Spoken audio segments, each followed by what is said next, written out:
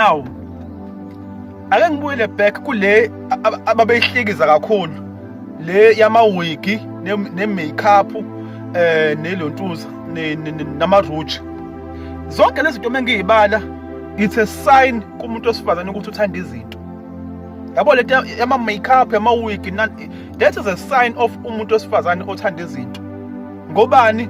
Umuntu othanda izinto ake besayibheka lento ukuthi iza nabuphi ubungozi. Yabo ake siqale ngeruji le efakwayo, le ruji efaka emlomeni le yokuphenda umlomo. Kahle kahle abantu abadala kwakuthiwa yini? Kwakuthiwa upende wayifebe.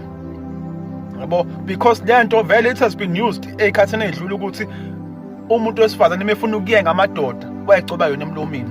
Yabo nanokuthi futhi ukuba khona kwayenziwe ngani. Umuntu othanda izinto akakunaki konke lokho. Yabo iruji lo oyifaka emlomeni lo mbala lo obomvu noma lo mbala loyo uvela from ama-bugs abizwe ngokuthi i-cochineal. I-cochineal ihlala kuma-cactus leko Brazil. Lawo ma-bugs ayacrushwa ukuze kuzophuma lo mbala obomvu, and then they are mixed with ama-chemicals bese wona uyafika uzoyigcoba emlomeni. Ngobani? Uthanda izinto. Futhi leyo ruji oyifakayo inalento ekuthiwa i-lead. I-lead ayikho right for ukusebenza kwengqondo yakho noma for i-IQ yakho, iyayiphazamisa kancane. So umuntu othanda izinto akakunaki konke lokho because yena usuke ethini ngifuna ukuba muhle. Sidlulele phambili kwi-makeup.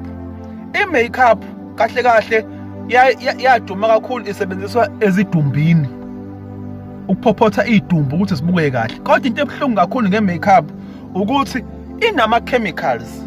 So lama chemicals wena uwafaka esikhumbeni sakho. Isikhumba sakho siney'mbobo ey'ncane to absorb izinto oyigcoba kusona. So that's why uthola ukuthi abantu besifazane abaningi aba-makeup sebeshile isikhumba.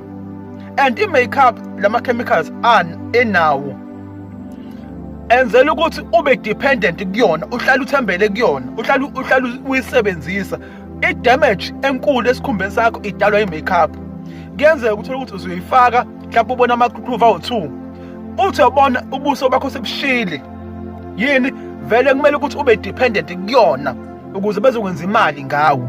Yabo? So lezo zinto lezo ziyi-sign of umuntu wesifazane othanda izinto. Baningi abantu besifazane sibazi uthi uyabona useshile usephelile akasakwazi ukuphila ngaphandle kwe-makeup.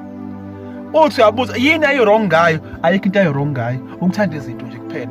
Abantu besifazane base-Afrika bahle okudlula bonke abantu besifazane emhlabeni, kodwa hayi cha, when it comes to lezi zinto zama-makeup ngeke usithinte. Umuntu asuke right azona athi ufuna ukuba muhle, hayi ukuthi ufuna ukuba muhle, inkinga ukuthanda izinto. Sidlulile phambili kule y'nonya lezi amawigi. Ivelaphi iwigi uyayazi? Njengoba kuthiwa i-Indian hair uyazi ukuthi ivelaphi? Ake siyichazeke.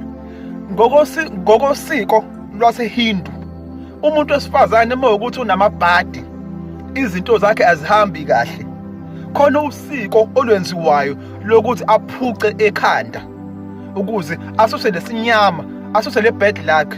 Yabo ubukubone nawe kudala kwakuthi makushoniwe emndenini kuthiwani? Kuthiwa gundani nonke ekhaya.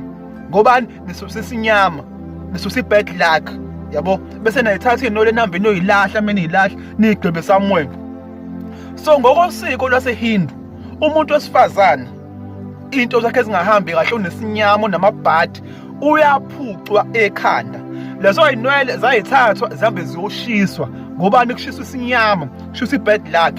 Up until babone ukuthi hayi bo, akhona amantombazane e-Afrika ayifunayo le y'nwele. Akhona amantombazane willing ukuthi akhiphe imali eshisiwe for le y'nwele.